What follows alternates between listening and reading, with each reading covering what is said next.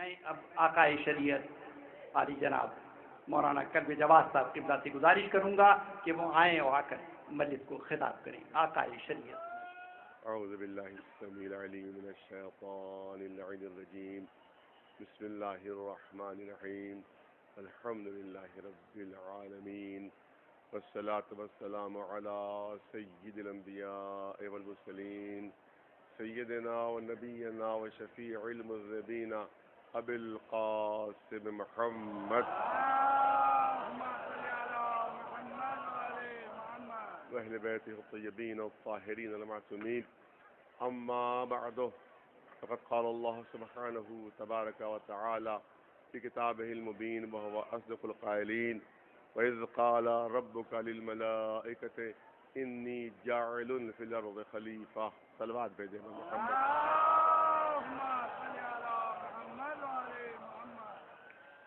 اس سال مجلس میں کچھ غیر معمولی تاخیر ہو گئی اور مجھے لکھنؤ میں بھی حاضری دینا ہے، لہذا بڑا مشکل ہو رہا ہے میرے لیے کہ میں کس مضمون کو شروع کروں، کس بات کو یہاں مکمل کروں، کیونکہ دامن وقت بہت زیادہ گنجائش نہیں رہی ہے. دن بھی چھوٹا ہے، مغرب کا وقت بھی جلد آ جاتا ہے. دوسری چیز یہ کہ میری آواز بھی بہت گرفتہ ہو گئی ہے. اس وقت یہاں پر ڈاکٹر صاحب نے کئی دوائیں ایک ساتھ کھلائی ہیں کہ شاید کسی کا اثر ہو جائے، تو اللہ کا شکر ہے کچھ بہتر ہوئی پہلے سے آواز، لیکن دوران مسجد کہاں تک کام دے گی یہ میں بتا نہیں سکتا. لہذا مختصر وقت میں اپنی بات کو مکمل کرنا ہے، اگرچہ موضوع بہت تفصیلی ہے. اعلان ہو رہا ہے وَإِذْ قَالَ رَبُّكَ لِلْمَلَائِكَةِ إِنِّي جَاعِلٌ فِي الْأَرْضِ خَلِيفَةً. اے رسول وہ وقت یاد کیجئے، اے رسول وہ وقت یاد کیجئے وَإِذْ قَالَ رَبُّكَ لِلْمَلَائِكَةِ، جب آپ کے رب نے ملائکہ سے یہ اعلان کیا کہ میں زمین کے اوپر اپنا نائب، اپنا جانشین اور اپنا خلیفہ بنانے والا. پورے اشرے کا موضوع ہے، ظاہر سمٹ پہ ایک مجلس میں نہیں آ سکتا. کوشش کروں گا کہ جو خاص چیزیں ہیں وہ اپنے بچوں جوانوں کے لیے خاص طور سے پیش کی جائیں، کیونکہ بزرگ مجھ سے بہتر جانتے ہیں، مجھے پہلے سے علم ہے. علماء تشریف فرما ہے، بزرگ ہے، لہٰذا مجھ سے بہتر واقفیت رکھتے ہیں. بچوں جوانوں کے لیے میری زیادہ تر گفتگو ہوا کرتی ہے. آپ دیکھیں عربی زبان بہت وسیع زبان ہے، اس کے مقابلے میں اردو زبان کی کوئی حیثیت نہیں. بہت واسط زبان ہے عربی اور بہت وسیع زبان ہے. عربی زبان میں ایک ایک حرف میں معنوں کی پوری دنیا آباد ہے. چھوٹے چھوٹے کلمے ہوتے ہیں، ان میں معنوں کی پوری دنیا آباد ہوتی ہے. بظاہر ایک چھوٹا سا کلمہ ہے کہ جس کے ذریعے سے آئے کریمہ کی ابتدا ہوئی.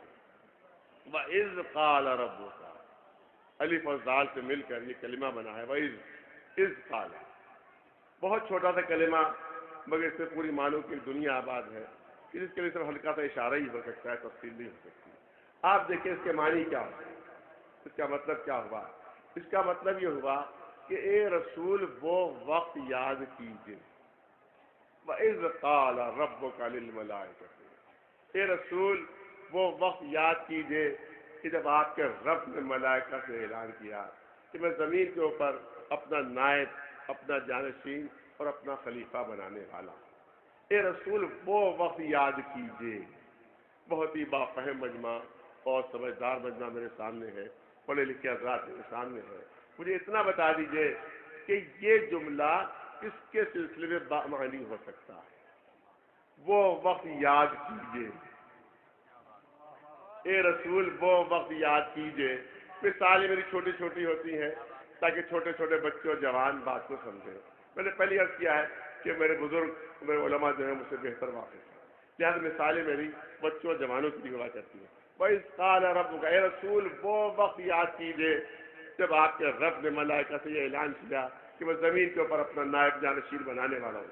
وہ وقت یاد کیجئے. یہ جملہ کس سے کہا جا سکتا ہے، کس کے لیے بامعنی ہوگا؟ یہ مثال پیش کروں. فرض کیجئے کوئی ایک 80 سال کے کوئی بزرگ ہے، جن کے سن 80 سال کا، جن کی عمر جو ہے وہ 80 سال کی. وہ کسی 20 سال کے جوان سے یہ کہیں، کسی 20 سال کے جوان سے جملہ کہیں کہ 60 سال پہلے کا وہ وقت یاد کرو وہ فلاں واقعہ جو 60 سال پہلے ہوا تھا تو اس کو یاد کرو. جو کہنے والے ہیں ان کا صرف 80 سال کا، جس سے بات ہو رہی ہے اس کا صرف کل 20 سال کا. یہ کہا جا رہا ہے کہ ذرا 60 سال پہلے کا وہ یاد کرو. وہ 20 سال کے جوان گھبرا کر کہے گا کہ 60 سال پہلے میرا وجود ہی نہیں تھا تو یاد کیا کرو. یہ جملہ تو آپ اسی سے کہہ سکتے ہیں جو 60 سال پہلے موجود رہا ہو. جو 60 سال پہلے موجود رہا ہو اس کے سلسلے میں یہ بات بامعنی ہو سکتی ہے اور اس کا کوئی مطلب نکل سکتا ہے. میں 30 سال کا 60 سال پہلے میرا وجود ہی نہیں تھا تو آپ مجھ سے کیا کریں کہ یاد کرو. عجیب چیز ہے، قرآن مجید میں جگہ جگہ رسول اللہ کو خطاب کیا گیا ہے، جگہ جگہ خطاب کیا گیا ہے. اے رسول وہ وقت یاد کیجئے کہ جب ہم آدم کو خلیفہ اپنا بنا رہے تھے. اے رسول وہ وقت یاد کیجئے کہ جب کشتی نوح جو ہے وہ طوفان میں گھری ہوئی تھی. اے رسول وہ وقت یاد کیجئے کہ جب ابراہیم آگ میں ڈالے جا رہے تھے. اے رسول وہ وقت یاد کیجئے کہ جب موسیٰ فرعون کے دربار میں جا رہے تھے. پالنے والے یہ اس رسول سے تو کیوں کہہ رہا ہے؟ یہ تو ان کے ہزاروں سال بعد آ رہا ہے، یہ تو بہت پہلے گزر چکے اور ان کو ہزاروں سال بعد تم نے بھیجا. ان سے ایک ایسی گفتگو تو خود یہ اعلان اس بات کا ثبوت اور دلیل ہے کہ اس زمانے میں رسول موجود تھے، تبھی اللہ خطاب فرما رہا ہے وہ وقت یاد کیجیے. ایک سلوات بھیجے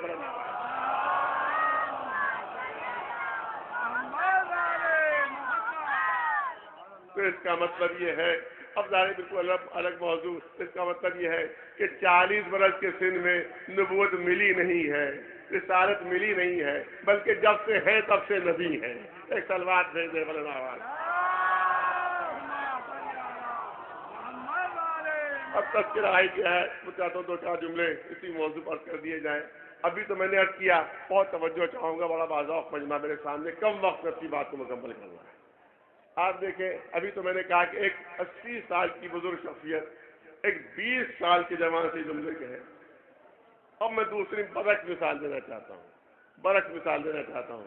ایک 20 سال کا جوان جس کا سن کل 20 سال کا ہے، وہ پہلی مرتبہ جب اس نے مجھے دیکھا، اتفاق سے پہلے ملاقات کی نہیں ہوئی تھی، جب پہلی مرتبہ اس نے مجھے دیکھا تو جیسے ہی مجھ پر نگاہ پڑی کہنے لگے یہ تو بالکل اپنے پردادا سے ملا. پوری توجہ چاہوں گا، پوری توجہ کا طالب. یہ تو اپنے پردادا سے مل رہے ہیں. صورت بھی پردادا جیسی ہے، چلنے کا انداز بھی انہی کی طرح سے ہے، بولتے بھی اسی طرح سے ہیں، اٹھ بھی اسی طرح سے رہے ہیں، بیٹھ بھی انہی طرح سے رہے ہیں، اسی طرح سے چل رہے ہیں. اٹھنا بیٹھنا چلنا بولنا بات کرنا بالکل ہو بہو پردادا جیسا. یہ کون کہہ رہا ہے؟ بالکل 20 سال کا.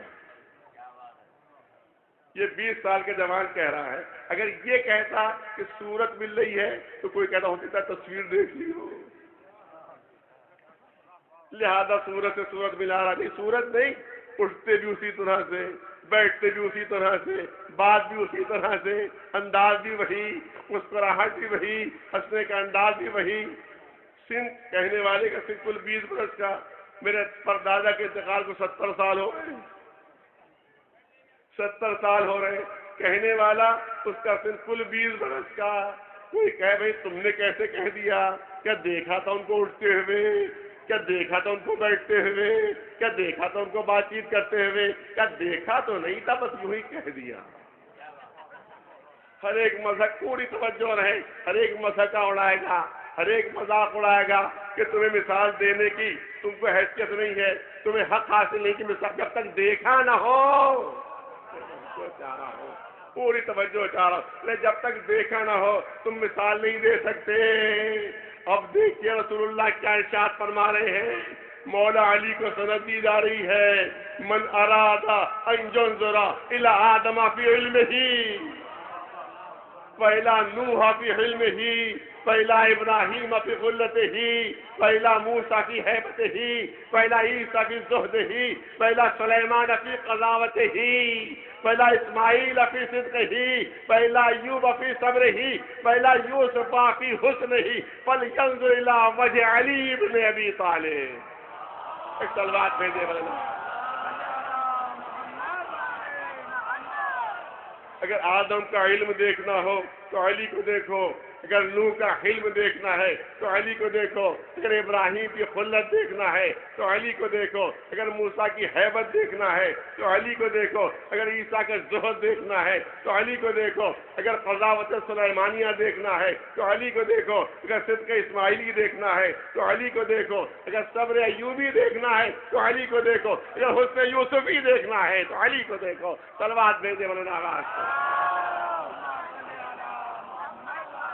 تو اگر رسول نے سب کو دیکھا نہ ہوتا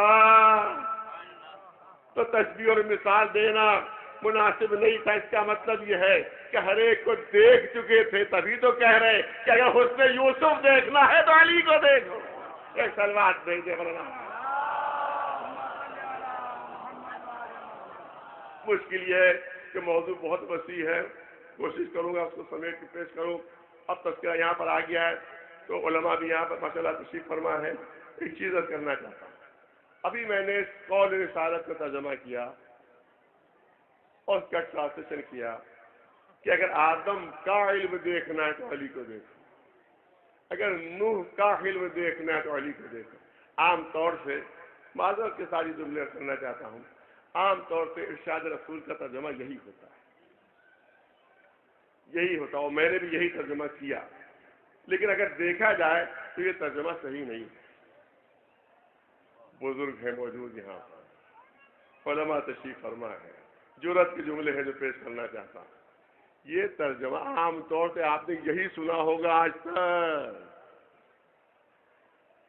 آج تک آپ نے اس کا ٹرانسلیشن یہی سنا ہوگا کہ اگر آدم کا علم دیکھنا ہے تو علی کو دیکھو، اگر نوح کا علم دیکھنا ہے تو علی کو دیکھو، اگر ابراہیم کی خلت دیکھنا ہے تو علی کو دیکھو۔ لیکن چھوٹا منہ بڑی بات نہ ہو جائے، ترجمہ صحیح نہیں ہے، ٹرانسلیشن یہ صحیح نہیں ہے۔ رسول نے یہ فرمایا ہی نہیں کہ آدم کا علم دیکھنا ہے تو علی کو دیکھو، رسول کا یہ ارشاد نہیں ہے کہ نوح کا علم دیکھنا ہے تو علی کو دیکھو۔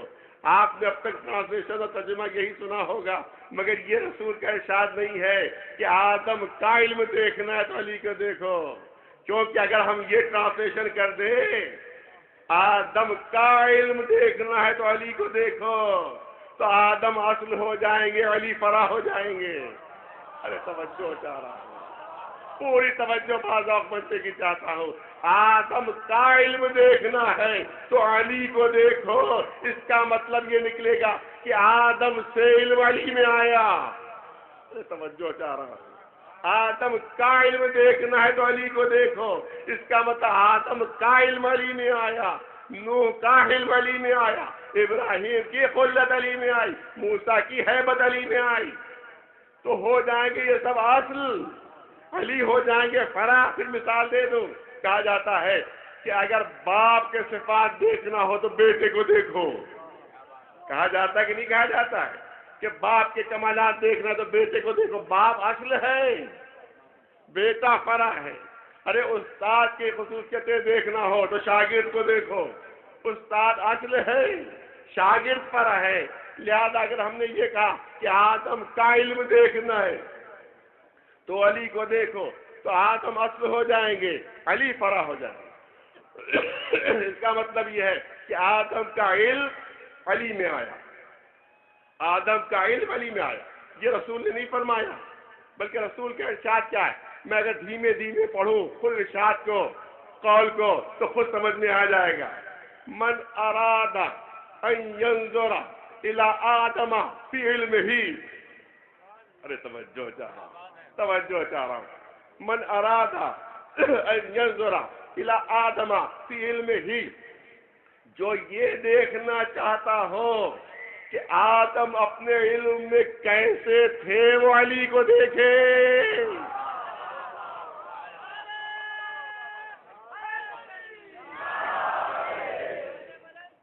یہ نہیں کہا آدم کا علم دیکھنا ہے تو علی کو دیکھو، بلکہ ارشاد کیا ہے اگر یہ دیکھنا ہو کہ آدم اپنے علم میں کیسے تھے تو علی کو دیکھو، اگر یہ دیکھنا ہو کہ نوح اپنے علم میں کیسے تھے تو علی کو دیکھو۔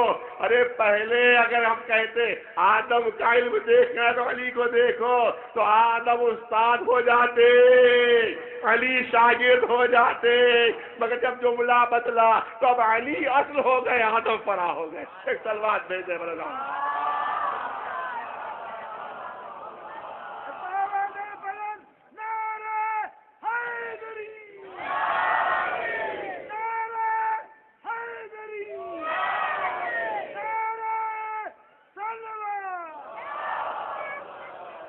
جلدی جلدی اپنی بات کو مکمل کر دینا ہے، بہت کم وقت جو ہے اس کو اپنی بات کو مکمل کرنا ہے، کیا کیا جائے اگر موضوع بہت وسیع ہے۔ اس کا مطلب یہ ہے کہ اب علی اصل ہو گئے اور آدم نہیں۔ ایک اور بہت نازک فرق ہے جو آپ کے سامنے پیش کرنا چاہتا ہوں۔ آپ دیکھیں کہ من اراد ان ينظر الى آدم فی علمہ، اگر یہ دیکھنا ہو کہ آدم اپنے علم میں کیسے تھے، پوری توجہ چاہ رہا ہوں، علم میں کہ فی ہے عربی میں ظرفیت کے لیے، فی ہے عربی میں ظرفیت کے لیے، اور ہمیشہ ظرف بڑا ہوتا ہے، مظروف چھوٹا ہوتا ہے، ہمیشہ ظرف بڑا ہوتا ہے اور مظروف چھوٹا ہوتا ہے۔ آپ دیکھیں گلاس ظرف ہے، پانی اس میں مظروف ہے، ظرف یعنی برتن، مظروف جو چیز برتن میں رکھی جائے، گلاس ہے ظرف، پانی ہے مظروف۔ ہمیشہ ظرف بڑا ہوتا ہے، مظروف چھوٹا ہوتا ہے، کیونکہ اگر ظرف بڑا نہ ہو تو مظروف اس میں سما نہیں سکتا۔ توجہ ہے، ہمیشہ ظرف بڑا ہوتا ہے، برتن بڑا ہوتا ہے، ظرف بڑا ہوتا ہے، مظروف چھوٹا ہوتا ہے۔ جب جناب آدم کے لیے علم کا لفظ استعمال کیا گیا تو علم کو ظرف بتایا، آدم کو مظروف۔ توجہ علم کو ظرف بتایا، آدم کو مظروف، یعنی آدم علم میں سما گئے، آدم کی شخصیت چھوٹی ہو گئی، علم بڑھ گیا۔ لیکن جب علی کے لیے یہی لفظ استعمال کی تو بدل کر کہ اس علم کو علی میں دیکھو، اب علی ہے ظرف اور علم ہے مظروف، علم چھوٹا ہو گیا، علی کی شخصیت بڑھ گئی۔ ایک سلوات بھیجے بلند آواز، ایک سلوات بلند آواز صبر محمد والے۔ بس میں چاہتا ہوں کہ تھوڑی دیر اس موضوع پر گفتگو ہو۔ آپ دیکھیں کہ اعلان ہو رہا ہے جناب آدم کی نیابت کے سلسلے میں، جناب آدم کی خلافت کے سلسلے میں فرشتوں نے اعتراض کیا، تفصیل نہیں، آپ تو سنتے ہیں برابر۔ فرشتوں نے اعتراض کیا کہ پالنے والے اس کو بھیج رہا کہ جو زمین پر فتنہ و فساد و خریزی پھیلائے۔ ملائکہ ہے، مقرب بارگاہ الہی ہے، سوال کر رہے ہیں، اللہ کو ان کو مطمئن کر دینا چاہیے تھا۔ ارے میں توجہ چاہوں گا، اللہ کو جسٹیفیکیشن دینا چاہیے تھا۔ نہیں نہیں، تمہارا خیال صحیح نہیں ہے میرے فرشتوں، اے میرے ملائکہ، تمہاری یہ بات صحیح نہیں ہے، یہ خوریزی نہیں کرے گا، یہ فتنہ و فساد نہیں پھیلائے گا۔ مگر جواب کیا ملا؟ ڈانٹ ملی، انی عالم ما لا تعلمون، جو میں جانتا ہوں تم نہیں جانتے۔ ارے توجہ چاہ رہا ہوں، جو میں جانتا ہوں وہ تم نہیں جانتے۔ پالنے والے تیری بارگاہ کے فرشتے ہیں، ملائکہ ہیں، وہ کہہ رہے ہیں کہ فتنہ و فساد پھیلائے گا، ان کو مطمئن کر دے کہ نہیں بھائی فتنہ و فساد نہیں پھیلائے گا۔ تو اب ندائے قدرت آئے گی کہ اگر میں ان کو جسٹیفیکیشن دیتا، کلیئرفیکیشن ہوتا اور اس کا میں ان کو اطمینان دلا دیتا تو پھر فرشتوں کی رائے انتخاب میں شامل ہو جاتی۔ میں توجہ چاہ رہا ہوں، ملائکہ کی رائے انتخاب میں شامل ہو جاتی۔ میں نہیں چاہتا کہ میرے انتخاب میں ملک کی رائے بھی شامل ہو، تو مجھے اتنا بتا دو کہ جب انتخاب کے معاملے میں اللہ کو یہ گوارا نہیں کہ معصوم ملائکہ کا مشورہ شامل ہو تو گناہگار امت کو یہ حق کیسے مل جائے گا؟ ایک تلوار دے دے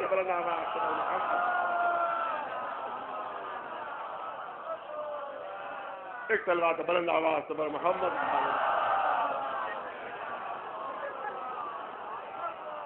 ظاہر ہے کہ بڑا تفصیلی موضوع ہے, وہ تفصیلیت کر سکتا میں آپ کے سامنے. میں چاہتا ہوں مختصر وقت میں اپنی بات کو مکمل کروں. جناب آدم کا انتخاب, اور میں نے ابھی پھر ایک ترجمہ کیا. کیا کیا جائے, اس سے کم وقت میں توضیح نہیں ہو پا رہی, تشریح نہیں ہو پا رہی. میں چاہتا ہوں بچوں جوانوں کے لیے تشریح ہو, پھر جرأت کر کے جملے, پھر جرأت کر کے جملے. ابھی جو میں نے آیت کا ترجمہ کیا, انی قدرت کی طرف سے اعلان, وَإِذْ قَالَ رَبُّكَ لِلْمَلَائِكَةِ إِنِّي جَاعِلٌ فِي الْأَرْضِ خَلِيفَةً. میں نے ترجمہ کیا, ترجمہ یہی ہوتا ہے کہ اللہ کی طرف سے اعلان یہ ہو رہا ہے کہ میں اپنا جانشین بنا رہا ہوں, میں اپنا نائب بنا رہا ہوں, میں اپنا خلیفہ بنا رہا ہوں. آیے کریمہ میں کوئی بھی ایسا عربی کا لفظ, کلمہ یا حرف موجود نہیں ہے کہ جس کا اردو میں اپنے سے ٹرانسلیشن ہو. پھر جرأت کر رہا ہوں, وہ پوری توجہ چاہوں گا. آیے کریمہ میں کوئی بھی ایسا لفظ, حرف, کلمہ موجود نہیں کہ جس کا ٹرانسلیشن اپنے سے ہو سکے. یہ کہاں سے کہہ دیا جاتا ہے کہ اللہ کہہ رہا ہے اپنا جانشین بنا رہا ہوں, اپنا نائب بنا رہا ہوں, اپنا خلیفہ بنا رہا ہوں. پھر سے سن لیجئے, انی جاعل فی الارض خلیفہ, میں زمین کے اوپر خلیفہ بنا رہا ہوں, میں زمین کے اوپر نائب بنا رہا ہوں, میں زمین کے اوپر جانشین بنا رہا ہوں. کب کہا اپنا؟ توجہ چاہوں گا, پوری توجہ چاہوں گا. کب کہا اپنا؟ اتنا ہی تو کہا کہ خلیفہ بنا رہا ہوں, اتنا ہی تو کہا کہ جانشین بنا رہا ہوں. یہ کہا, کہاں کہا اپنا؟ اگر اپنا کہا ہوتا تو خلیفتی ہوتا, جائے نسبتی. اپنا خلیفہ بنا رہا ہوں.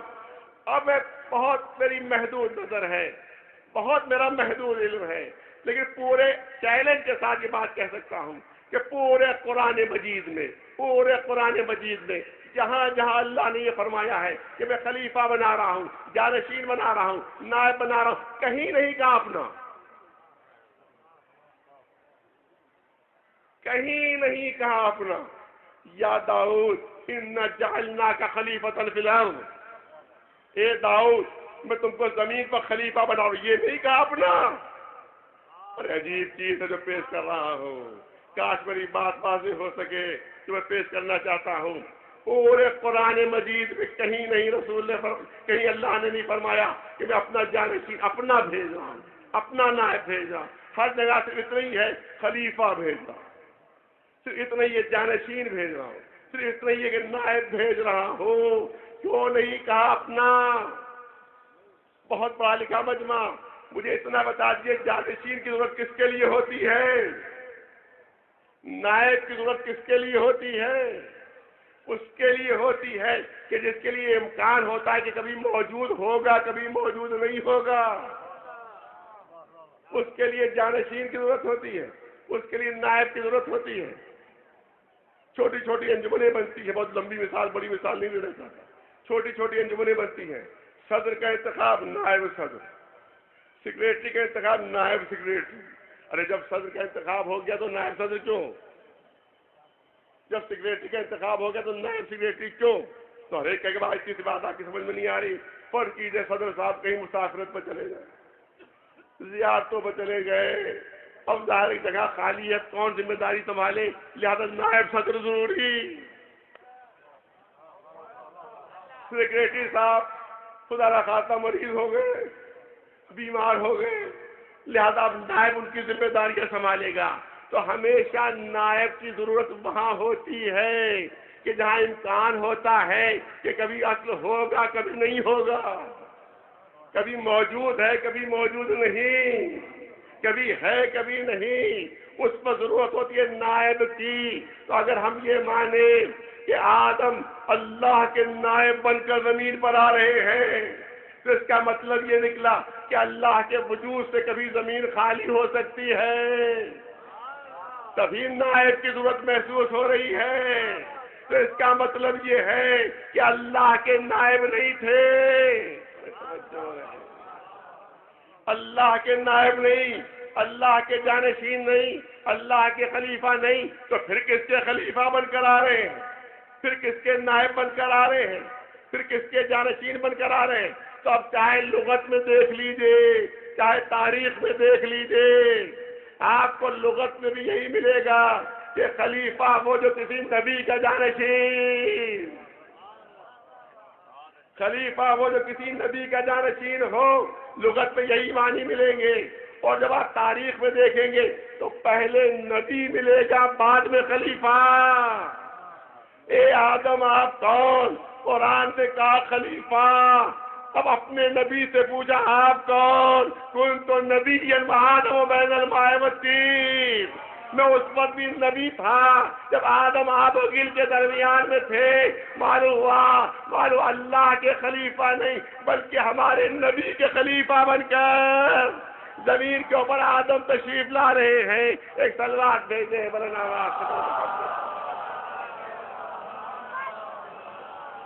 ایک تلوار پر نواز سے پر محمد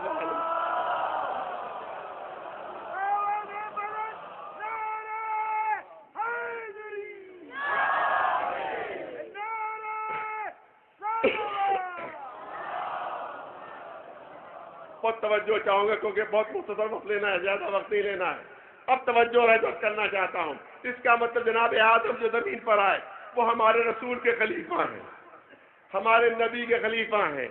اب مسلمانوں کو رسول کے جانشین کا ایک نمونہ مل گیا۔ ارے توجہ چاہ رہا ہوں، رسول کے جانشین کا ایک نمونہ مل گیا۔ ارے نمونہ رہتا ہے تو تلاش میں آسانی رہتی ہے، ڈھونڈنے میں آسانی رہتی ہے۔ گھر سے کہا گیا کہ فلاں رنگ کا کپڑا لے آئیے، فلاں قسم کا کپڑا لے آئیے، لے کر گئے تو گھر میں کہا گیا صاحب نہ وہ کپڑا ہے نہ وہ رنگ ہے، دوبارہ پھر جائیے، پھر گئے، پھر واپس آئے، کہا صاحب وہ تو مل ہی نہیں رہا ہے جیسا میں نے کہا۔ لہٰذا کہا جاتا تھا نمونہ اگر دے دو تو آسانی رہے گی۔ معلوم نمونہ لے لیا، کپڑے سے کپڑا مل گیا، رنگ سے رنگ مل گیا، لے آئے تو نمونے کی وجہ سے آسانی رہتی ہے۔ اسی لیے قدرت سے قیامت تک کے لیے ایک نمونہ محفوظ کر دیا تاکہ آسانی رہے گی۔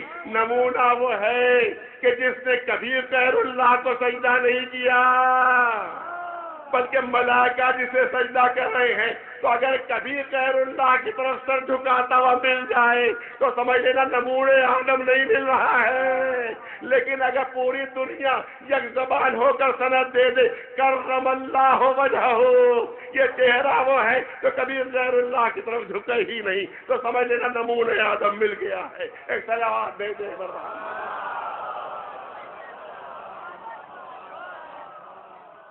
ایک سلوات بلند آواز سے پر محمد۔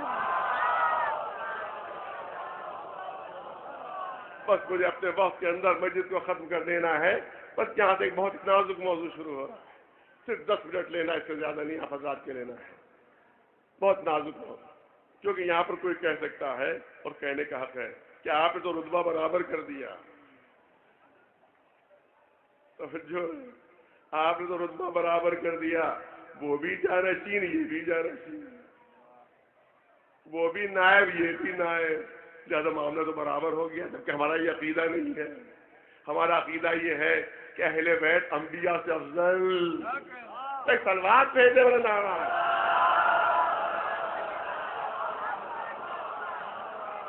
ہمارا تو یہ عقیدہ ہے۔ آپ نے تو بات برابر کر دی، بات برابر نہیں ہے۔ بظاہر عہدہ برابر نظر آ رہا ہے مگر بات برابر نہیں ہے، کیونکہ فضیلت ملتی ہے فضائل و کمالات کی بنیاد پر، برتری ملتی ہے فضائل و کمالات کی بنیاد پر۔ آئیے دیکھیں کہ آدم کس منزل پر ہے اور مولا کائنات کس منزل پر ہے۔ سلوات بھیجے بلند آواز۔ 10 منٹ سے زیادہ نہیں لینا ہے، 10 منٹ سے زیادہ لینا ہے، انشاءاللہ بات پہنچ جائے گی جو کہنا چاہتا ہوں میں۔ آپ دیکھیں تمام روایتیں، آئیے دیکھیے، صفت سے صفت ملاتے جائیے، کمال سے کمال ملاتے چلے جائیے۔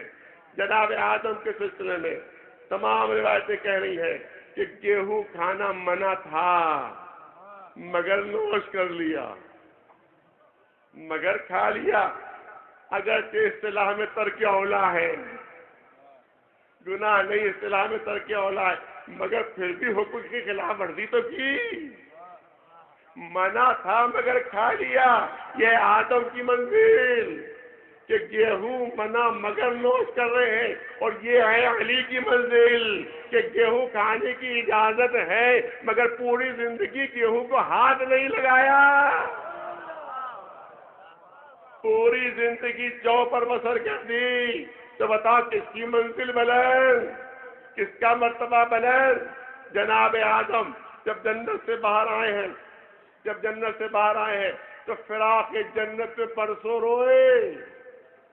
جنت چھوٹنے کے غم میں برسوں گریہ کیا. یہ ہے جناب آدم کی منزل کہ جنت چھوٹنے کے غم میں برسوں رو رہے ہیں. اور یہ علی کی منزل, یہ علی کی منزل آج بھی مولا کا قول نہج البلاغہ میں ہیرے کی طرح سے جگمگا رہا ہے کہ الہی ما عبدتک طمعا فی جناتک ولا خوفا من نارک بل وجدتک اہلا للعبادت فعبدتک. اے سلوات بھیجے برناوا پالنے والے. نہ تو جنتوں کی لالچ میں علی عبادت کر رہا ہے, نہ جہنموں کے خوف سے علی کا سر جھک رہا ہے, بلکہ کیونکہ تو لائق عبادت ہے اسی لیے علی کا سر جھک رہا ہے. ایک سلوات بھیجے برناوا, ایک سلوات بلند آواز سے پر محمد والی. بس جلدی اپنی بات کو مکمل کرنا ہے, پوری توجہ چاہوں گا حضرات کی. اب جناب آدم اور مولا کائنات علی ابن ابی طالب علیہ السلام صفات و کمالات دیکھتے چلے جائیے, خود بخود فرق واضح ہوتا چلا جائے گا کہ ان کی منزل کیا اور ان کی منزل کیا ہے. آپ دیکھیں کہ روایات سے بتایا, اب روایات میں بحث نہیں لیکن روایتیں موجود ہیں کہ شیطان نے جناب آدم کو سانپ بن کر بہکایا تھا. شیطان نے جناب آدم کو سانپ بن کر بہکایا تھا. مجھے یقین ہے کہ علی کو یہ بات گہوارے میں بھی معلوم تھی, علی کو یہ بات گہوارے میں بھی معلوم تھی. اور فارسی کی مسل مشہور ہے, گربا کشتر روز اول. اگر پہلے ہی روز دھاک بٹھا دی جاتی ہے تو پھر آئندہ ہمت نہیں ہوتی. علی کو گہوارے میں معلوم تھا کہ شیطان نے آدم کو سانپ بن کر بہکایا تھا. جب گہوارے میں سانپ نظر آیا تو 2 ٹکڑے کر کے شیطان کو چیلنج ہے کہ آدم کے سامنے تو آ گئے تھے, اگر میرے سامنے کبھی آئے تو تمہارا حشر بھی یہی ہوگا. ایک سلوات بلند آواز سے پر محمد, ایک سلوات بلند.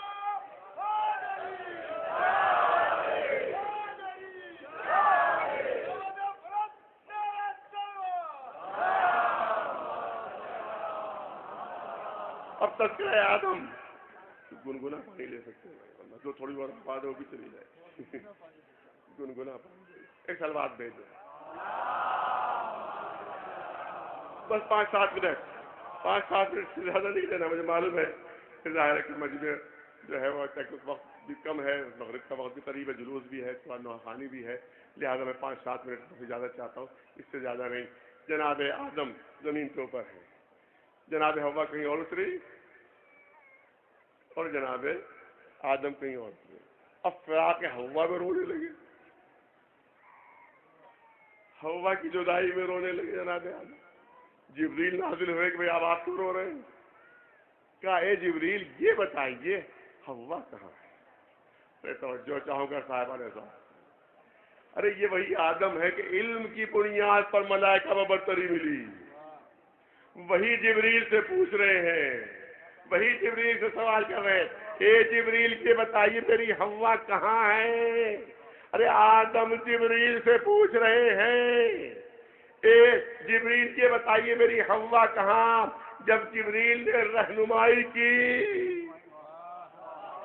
جب جبریل نے آدم کی رہنمائی کی تو حوا تک پہنچے اور جناب حوا سے ملاقات ہوئی. بس ذہن میں رہے آدم جبریل سے پوچھ رہے ہیں, آدم جبریل سے سوال کر رہے ہیں, اے جبریل یہ بتائیے میری حوا کہاں ہے؟ اور کوفے کا منبر ہے, مولا علی تشریف فرما, جو کچھ پوچھنا ہے پوچھو. سلونی جو کچھ پوچھنا ہے پوچھو. ایک شخص اٹھ کر کھڑا ہوا, یا علی میرے سوال کا جواب دیجیے. کیا سوال ہے؟ کیا یا علی میرا سوال یہ اس پر جبریل کہاں ہے؟ بتائیے اس پر جبریل کہاں ہے؟ آدم جبریل سے پوچھ رہے ہیں میری حوا کہاں ہے؟ جب بتایا جبریل نے تب پہنچے. پوری توجہ رہے. یہاں کے بڑے ایک شخص بلند ہو رہا ہے مسجد میں. یا علی یہ بتائیے اس وقت جبریل کہاں ہے؟ تاریخ گواہ ہے آسمان پر نگاہ ڈالی، زمین کو دیکھا، مشرق میں دیکھا، مغرب میں دیکھا، شمال میں، جنوب میں. اس کے بعد فرماتے ہیں کہ ایک نگاہ میں نے پوری کائنات پر ڈال لی. ایک نگاہ پوری کائنات پر ڈال لی. پوری کائنات میں جبریل کہیں نظر نہیں آ رہے ہیں. تو پھر یا جبریل میں ہو سکتا ہوں یا تو؟ یا جبریل میں ہو سکتا ہوں یا تو؟ کیونکہ میں ہوں علی، لہذا تیرے سوا کوئی جبریل نہیں. یہ سننا تھا کہ ایک آئے جس شخص سے سوال کیا تھا وہ فضا میں بلند ہوا، فضا میں بلند ہوا، مسجد کی چھت کے قریب پہنچا، مسجد کی چھت کو شگافتہ کیا، اس شگاف سے باہر نکلا، دوبارہ پھر وہ شگاف بند ہو گیا. کیونکہ یہ بھی تو ثابت ہو گیا جبریل یہی ہے. توجہ رہے. اے جبریل جب آئے تھے آپ تو مسجد کے دروازے سے تمام نمازیوں کے ساتھ آئے تھے، آپ واپس بھی اسی طرح سے چلے جاتے. تو شاید جبریل جواب دے دنیا کی زبان ہے، کوئی بھی کہہ سکتا ہے کہ کسی کو سوال پڑھا دیا تھا، یاد کرا دیا تھا کہ ایسا سوال کر لینا میں ایسا جواب دے دوں گا. لہٰذا یہ بھی تو ثابت ہو کہ جبریل وہی ہو. یہ بھی تو دنیا پر ثابت ہو جائے کہ جبریل وہی ہوں. آئے تھے مسجد کے دروازے سے، واپس گئے مسجد کی چھت کو شگافتہ کرتے ہوئے. یا شاید جبریل یہ بتانا چاہتے ہو کہ جب شاگرد میں اتنی قوت ہے کہ مسجد کی چھت کو شگافتہ کر دے اور شگاف پھر بند ہو جائے، تو اگر استاد کعبے کی دیوار کے قریب پہنچ رہا ہے اور کعبے کی دیوار میں شگاف پیدا ہو گیا تو تعجب.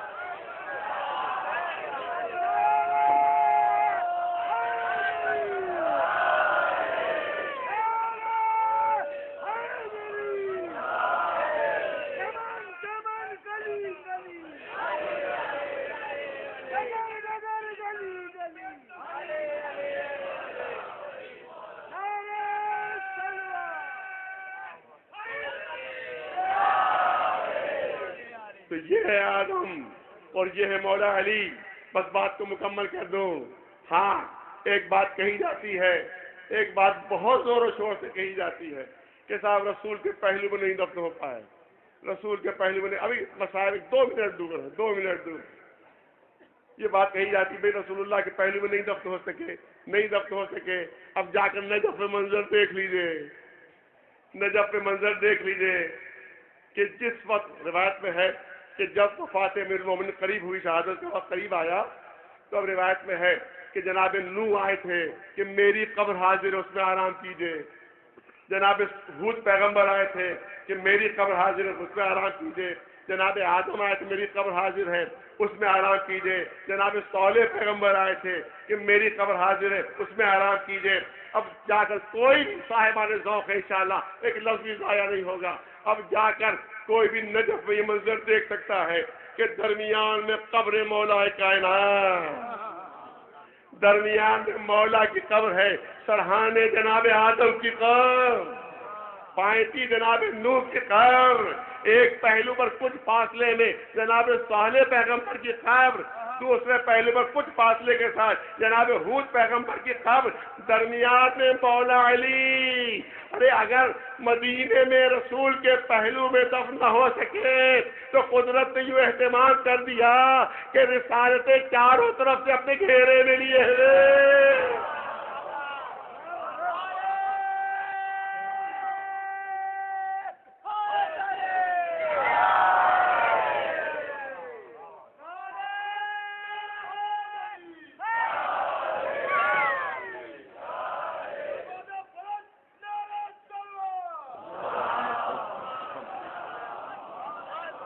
رسالتیں چاروں طرف اپنے احاطے میں لیے ہوئے، یا صاحبان ذوق کے جملہ نظر کروں کہ بالکل ایسا منظر نظر آتا ہے نجف میں کہ امامت رسالتوں کی چہار دیواری بس ہو رہی ہے. ایک تلوار بھیج دے اور نواز.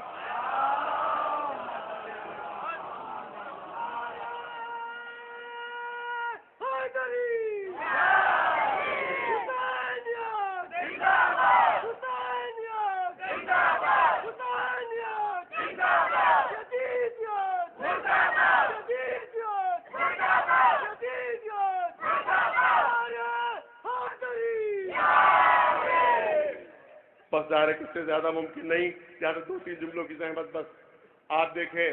اب میں آخری جملے سچ میں کہنا چاہتا ہوں، جس کو کہا جاتا ہے اسلام میں فائنل لگانا، وہ بس کہہ دوں میں یہاں کے اوپر.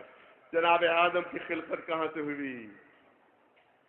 بہت سے علماء اس بات کے قائل ہیں، بہت سے علماء، کہ نجف کی مٹی سے آدم کی خلقت ہوئی ہے. نجف کی مٹی سے آدم کی خلقت ہوئی ہے، اور نجف ہی کی زمین پر ملائکہ نے آدم کو سجدہ کیا ہے. تو یہ نجف کی مٹی کی خصوصیت ہے کہ ملائکہ آدم کو سجدے کر رہے ہیں. صلوات بھیجے بلند آواز سے. بس بات مکمل ہو گئی. آپ دیکھیں کہ اگر دیکھا جائے تو ان کا مرتبہ، چاہے وہ مولا علی ہو، چاہے امام حسن علیہ السلام ہو، چاہے ہمارے آقا امام حسین علیہ السلام، ان کا مرتبہ انبیاء سے صفات و کمالات میں بڑھا ہوا ہے. اب وہ موضوع نہیں، موقع نہیں ہے کہ تمام چیزیں پیش کی جائیں، لیکن صرف ایک چیز پیش کرنا چاہتا ہوں آپ سے. جناب ایوب کا تذکرہ آیا. جناب ایوب کا صبر ضرب المثل ہے. صبر ایوبی، صبر ایوبی، صبر ایوبی، صبر ایوبی ضرب المثل ہے. لیکن یہ صبر ختم کب ہوا؟ یہ بھی ہمارے بچوں کو معلوم ہونا چاہیے کہ صبر کی حد کب معلوم ہوئی تھی، کب صبر کی حد معلوم ہوئی تھی. روایات بتاتے ہیں کہ دولت ختم ہو گئی، تجارت ختم ہو گئی، جتنے بھی ان کے پاس بھیڑیں بکریاں یا جو کچھ بھی تھا ان کا غلہ سب ختم ہو گیا. فاقوں کی نوبت، اولادیں ختم ہو گئی. خود انتہائی مریض، خالی زوجہ ساتھ ہے، اور اب قرض سے کام چلا ہے. قرض، ادھر سے قرض، ادھر سے قرض، ادھر سے قرض.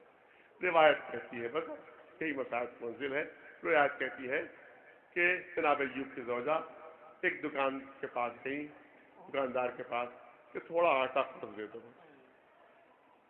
اس دکاندار نے کہا پہلے ہی تم لوگ بہت قرض لے جاتے، وہ جب وہی ادا نہیں ہوا تو اب میں کیسے مزید قرض دوں؟ جب اب کوئی مزید تمہارے کوئی چیز پر قرض نہیں لے گی.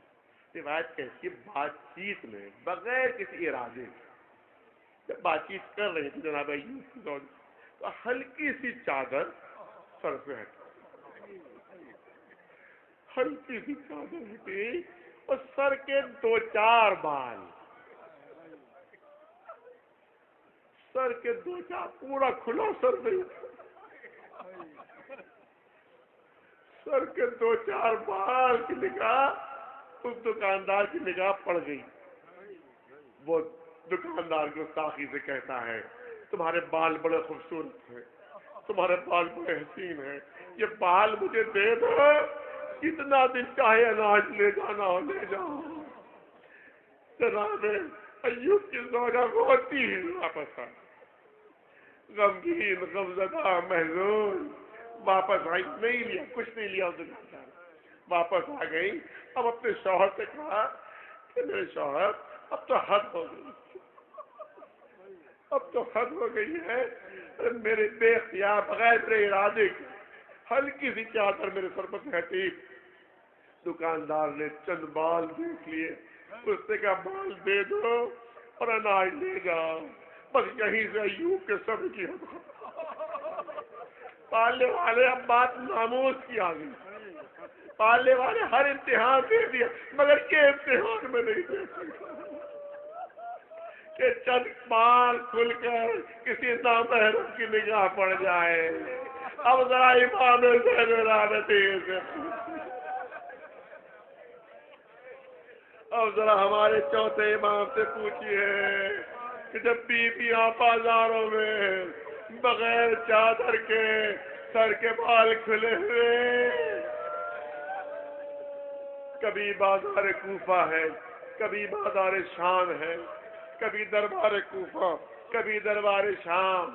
ہاں بس ایک فرمائش ہے کہ چاہتا ہوں کہ اس فرمائش کو پورا کر دوں، کیونکہ 72 تابوت اٹھنا اور اتنا بڑا مجمع، ان 72 تابوتوں کے اٹھانے کے لیے ایک وقت تک کربلا میں اکیلا حسین. کاش یہ چاہنے والے وہاں موجود ہوتے، کاش یہ ماتمدار وہاں موجود ہوتے. ارے آقا حسین، ارے کبھی اور محمد کے لاش ہے، کبھی قاسم کا لاش ہے، اس طرح سے لا رہے ہیں کہ سینے سے سینہ ملا ہوا، پیر زمین پر خط دیتے ہوئے، اور کبھی علی اکبر کی لاش اٹھانا چاہیے مگر کمر نے جواب دے دی.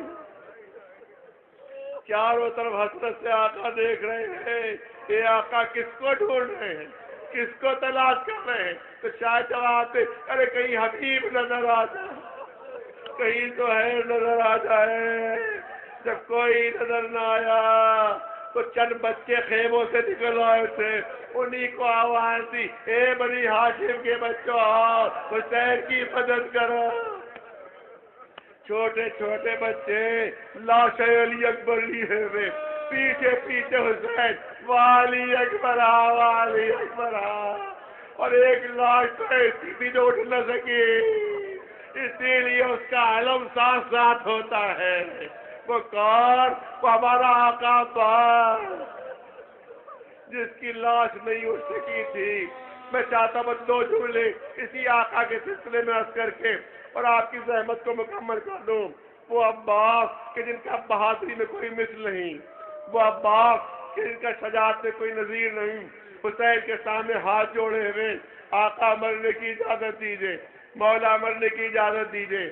یہ عباس تم میرے لشکر کے علمدار، تم میرے لشکر کی زینت، نظر یمین و شمالا. جناب عباس نے دائیں طرف دیکھا، بائیں طرف دیکھا، یہ آقا وہ لشکر کہاں رہا کہ جس کا میں علمدار تھا. اب جہاں لشکر ہے وہی علمداری کروں گا. یہی وقت تھا کہ خیموں سے بچوں کی آواز آتی ہے، ہائے پیاس ہمیں مارے گا نہیں، ہائے پیاس ہمارا کلیجہ بھونے دے رہی ہے. امام فرماتے ہیں، اے بھیا عباس مر نہیں جانا چاہتے ہو تو ان بچوں کے لیے کچھ پانی کا اہتمام کرتے جاؤ. تفصیلی مسائل نہیں ہو سکتے، مسلسل آپ سنتے رہے. مشق سکینہ لے کر چلے، پہلے ہی حملے میں فرات پر قبضہ. مشق سکینہ بھری، باہر لے کر نکلے، چاہتے جلد سے جلد بچوں تک پانی پہنچ. بھاگی فوج پلٹ کر آتی ہے مگر کسی کی ہمت نہیں ہو رہی عباس کے سامنے آنے کی. پسر سعد نے سردار لشکر کو جمع کیا، ارے دیکھو بڑا غضب ہو جائے گا اگر یہ پانی خیموں میں پہنچ گیا. لیکن مشکل یہ ہے کہ کسی کی ہمت نہیں ہو رہی عباس کے سامنے آئے، کیسے پانی روکا جائے. سرداروں نے کہا کہ ہم بہت دیر سے عباس کی جنگ دیکھ رہے ہیں اور ہم نے یہ دیکھا کہ عباس کی پوری توجہ مشق کی طرف، عباس کی پوری توجہ مشق کی طرف ہے، اپنی طرف توجہ نہیں ہے. بس کوشش یہ ہے کہ مشق سکینہ محفوظ ہے، کوئی تیر نہ لگنے پائے، کوئی تلوار نہ لگنے پائے، کوئی نیزہ نہ لگنے پائے. پوری توجہ مشق کی طرف ہے، اپنی طرف توجہ نہیں ہے. لہٰذا اگر چھپ کر حملہ کیا جائے تو شاید کامیابی مل جائے. ایک ملعون تلوار لے کر درخت کی آڑ میں کھڑا ہوا، آقا قریب سے گزرے، پوری توجہ مشق کی طرف ہے، اپنی طرف توجہ نہیں تھی. بھرپور حملہ ہوا، ہاتھ کٹ گیا. اب ایک ہاتھ باقی، کچھ دور اور آگے بڑھے، پھر چھپ کر حملہ ہوا، دوسرا ہاتھ بھی کٹ گیا. حمید ابن مسلم کہتا ہے میں نے دیکھا عباس نے دانتوں میں مشق سکینہ دبائی، گھوڑے کو ایڑ دے رہے ہیں، چاہتے جلد سے جلد بچوں تک پانی پہنچے. حمید کہتا میں دیکھ رہا تھا کہ دونوں ہاتھ کٹے ہوئے تھے، بس دانتوں میں دبی ہوئی. عباس تھوڑا آگے بڑھتے تھے اور رکابوں کو زور دے کر بلند ہو کر آگے کچھ دیکھتے تھے، پھر تھوڑا آگے بڑھتے تھے، پھر رکابوں زور دے کر بلند ہو کر آگے کچھ دیکھتے تھے. وہ کہتا مجھے تعجب ہوا کہ اس عالم میں کہ دونوں ہاتھ کٹے ہوئے مشق ہاتھوں میں دبی ہوئی. یہ عباس بلند ہو کر آگے کیا دیکھ رہے ہیں؟ وہ کہتا ہے میں نے جب غور کیا تو پتا چلا کہ عباس بلند ہو کر دیکھتے تھے کہ اب سکینہ کا خیمہ کتنی دور ہے، اب بچی تک کتنی دیر میں پانی پہنچنے والا. حمید کہتا ہے میں نے اتنی جنگیں دیکھی، اتنے بڑے بڑے پہلوانوں کی جنگ دیکھی، مگر میں نے یہ نہیں دیکھا کہ کوئی اتنا زخمی ہونے کے بعد گھوڑے پر بیٹھا رہ گیا ہو. عباس کے جسم کے ٹکڑے اڑے جا رہے تھے مگر عباس گھوڑے سے گر نہیں رہے، عباس گھوڑے سے گر نہیں رہے تھے. پچھلے سال سے گھوڑے کی پیٹھ پر کھڑے ہو کر فوج سے خطاب کیا، اے فوج والوں، عباس کی روح عباس کے جسم میں نہیں ہے، عباس کی روح مشق سکینہ میں ہے. جب تک مشق سلامت ہے عباس گھوڑے سے گرے گی نہیں. لہٰذا مشق پر تیر برسائے جائیں. ادادارو 4000 تیر ایک ساتھ چلے. آقا کا پورا جسم تیروں سے چھلنی ہو گیا، مشق کے سکینہ چھد گئی، ایک تیر آنکھ میں آ کر بے بس ہو گیا. ادادارو مجھے اتنا بتاؤ کہ کسی کی آنکھ میں خاک کا ذرہ پڑ جاتا تو جب تک وہ ذرہ نکلتا نہیں چین نہیں آتا. آقا کی آنکھ میں بھرپور تیر پہ بس. اب میں وہ مصیبت پیش کروں گا آخری جملے، وہ مصیبت پیش کرنا چاہتا ہوں جو آقا نے خود بیان کی. ارے کوئی ذاکر بیان کرے وہ اثر نہیں ہو سکتا، کوئی راوی بیان کرے وہ اثر نہیں ہو سکتا. جس پر مصیبت پڑی ہے جب وہ خود بیان کر رہا تو بات میں اور ہے. کربلا میں ایک ذاکر مجلسیں پڑھا کرتے تھے. ایک مرتبہ جناب عباس خواب میں آئے، اس ذاکر نے قدموں پر سر رکھ دیا. اے آقا کیسے زحمت تھی، کیسے تشریف لائے.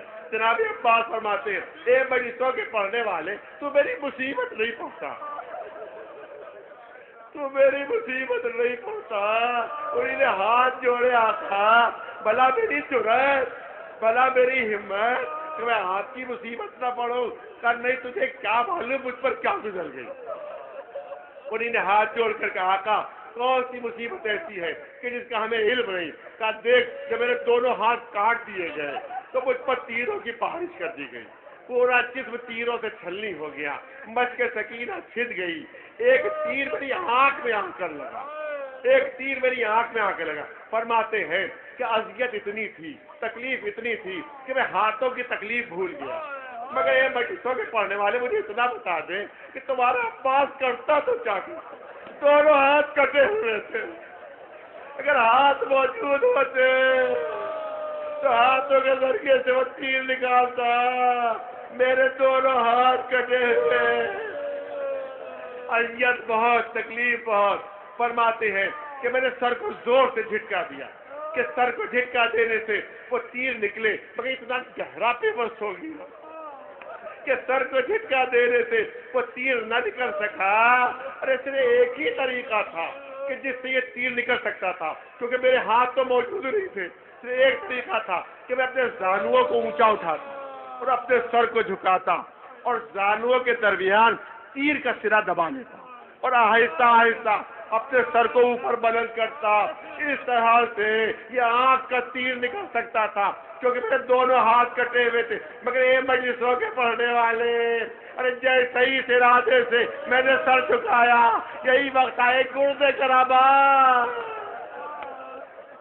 میرے سر پر پڑا. عباس کے اور آ کر زمین پر گرے. بس آخری جملے کرنا چاہتا ہوں، آخری جملے. بہت بڑے عالم آیت اللہ عظمہ بحر العلوم انہیں نے واقعہ بیان کیا ہے. وہ کہتے ہیں میرا کمسنی کا عالم تھا، 8-9 برس کا سن تھا میرا. پہلے زمانے میں نیچے تک جا سکتے تھے، جناب عباس جہاں اصل قبر ہے وہاں تک جانے کی سب کو اجازت تھی. اب تو خصوصی اجازت ملتی ہے، لیکن اس زمانے میں ہر ایک جا سکتا تھا. تو یہ آیت اللہ بحر العلوم کہتے ہیں کہ میرا 8-9 برس کا سن تھا. میں اپنے والد کے ساتھ جب قبر جناب عباس کی زیارت کے لیے نیچے گیا تو میں نے اپنے والد سے پوچھا اے بابا اتنا بتائیے کہ ہم نے آپ ہی کی زبانی سنا ہے کہ جناب عباس کا قد بہت لمبا تھا، جناب عباس کا قد بہت لمبا تھا. جب گھوڑے پر بیٹھتے تھے تو پیر زمین سے لگنے لگتے تھے. اے بابا یہ بتا دیجیے یہ قبر اتنی چھوٹی کیوں ہے، یہ قبر اتنی چھوٹی کیوں ہے؟ ان کے والد نے چیخ ماری چیخ ماری، اے میرے بیٹے بڑا سخت سوال کر دیا تو نے، بڑا سخت سوال کر دیا۔ ہاں بات صحیح ہے، آقا عباس کا قد اتنا لمبا تھا کہ جب گھوڑے پر بیٹھتے تھے تو پیر زمین سے لگتے تھے، لیکن بابا پھر یہ کیا ہوا؟ یہ قبر اتنی چھوٹی کیوں؟ کیا سن، جب عباس زخمی ہو کر گرے تو پسر ساتھ بلند ہو کر اعلان کرتا ہے کہ کون ہے جسے علی سے انتقام لینا ہے؟ کون ہے جسے علی سے انتقام لینا ہے؟